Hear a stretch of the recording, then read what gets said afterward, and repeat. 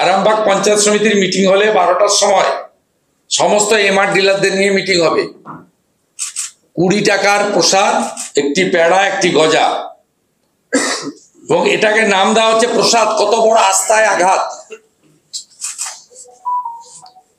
এটা মমতা ব্যানার্জির পেড়া আর গজা হিসেবে নেবেন, প্রসাদ হিসেবে কেউ নেবেন না, যদি অরিজিনাল হিন্দু হয়ে থাকেন। ছবি ঘরে ঘরে জগন্নাথ দেবের প্রসাদ 17 জুন থেকে 4 জুলাই প্রতিটি ঘরে দুয়ারে রেশন প্রকল্পের মাধ্যমে। এখানে যেহেতু সরকারি চিঠি নয়, লিফলেট, দীঘা জগন্নাথ মন্দিরের পবিত্র ছবি ও প্রসাদের প্যাকেট পৌঁছে যাবে। এই প্রসাদের প্যাকেটে থাকছে 1 টুকরো গজা, 1 টুকরো পেড়া, জগন্নাথ দেবের পবিত্র মন্দিরের ছবি। পশ্চিমবঙ্গের সকল পরিবার এই প্রসাদ পাবেন, শুধুমাত্র দুয়ারে রেশন প্রক্রিয়ার মাধ্যমে দেওয়া হবে।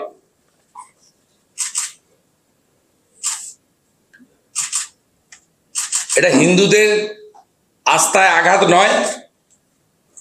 মাননীয় মুখ্যমন্ত্রী, আপনার দুটো চোখ যদি খোলা থাকে, আপনি জমজমের পানি আপনার ভাইপোর জলের ফ্যাক্টরি থেকে, লিপস এন্ড বাউন্সের ফ্যাক্টরি থেকে বানিয়ে পাঠাতে পারবেন? পারবেন? এখন তো চলছে, পবিত্র হজ চলছে, জমজমের পানি ঢুকিয়ে পাঠাতে পারবেন? পারবেন বলতে? দেখুন, এটা কোনো সাম্প্রদায়িক বক্তব্য নয়। বক্তব্যটা হচ্ছে হিন্দুদের আস্থায় আঘাত করা। প্রসাদের নামে মিষ্টি দোকান থেকে গজা এবং পেড়া ঢুকিয়ে রেশন ডিলারদের মাধ্যমে বাধ্য করিয়ে দুয়ারে রেশনের মাধ্যমে হিন্দুদের ভোটকে বিভাজিত করার জন্য তিনি কেবলমাত্র হিন্দু ধর্মের উপরে বারে বারে এই ধরনের আঘাত করেন, যার আমরা বিরোধিতা করি।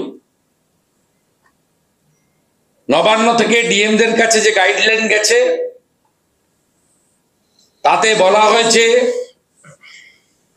জগন্নাথ মন্দিরের প্রসাদ হিসেবে বিডিও এবং মিউনিসিপ্যালিটির চেয়ারম্যানরা গজা আর পেড়া লোকাল রেপুটেড মিষ্টির দোকান থেকে কিনে 2টো প্লাস্টিক জিপ প্যাকেটে ভরে দুয়ারে রেশন প্রকল্পে যেভাবে রেশন বিলি হয় সেভাবে তারা এই মিষ্টিগুলি দীঘা কালচারাল ইনস্টিটিউটের ছবিকে জগন্নাথ টেম্পল নাম দিয়ে প্যাকেজিং করে হিন্দু ডিলারদের মাধ্যমে সকল হিন্দুদের বাড়িতে 17 জুন থেকে 27 জুনের ঊর্ধ্বে 4 জুলাই উল্টো রথের মধ্যে বিতরণ করতে হবে।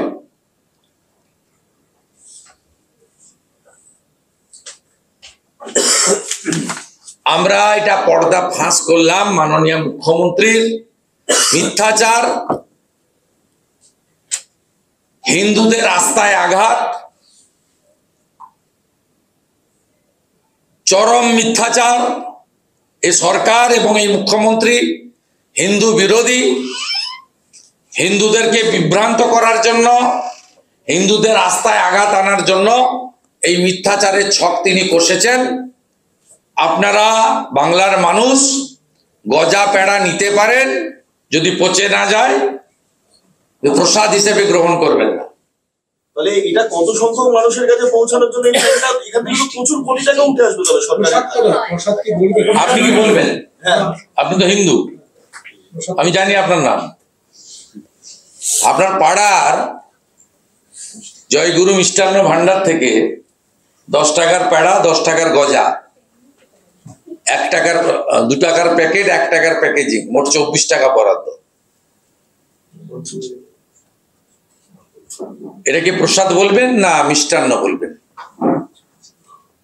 আমি বাংলার প্রকৃত হিন্দুদের বলছি, মিষ্টান্ন হিসেবে গ্রহণ করুন, পচে না গেলে খান, প্রসাদ হিসেবে গ্রহণ করবেন। কিন্তু এতে তো প্রচুর টাকা উঠে আসবে সরকারের কাছে। এটা তো টাকা ইনকামের তো একটা রাস্তা। না না, টাকা নিচ্ছে না, নিঃশুল্ক ভোট চাইছে। উদ্দেশ্যটা কি? ওবিসি করে মুসলমান ভোট নিয়ে নিব,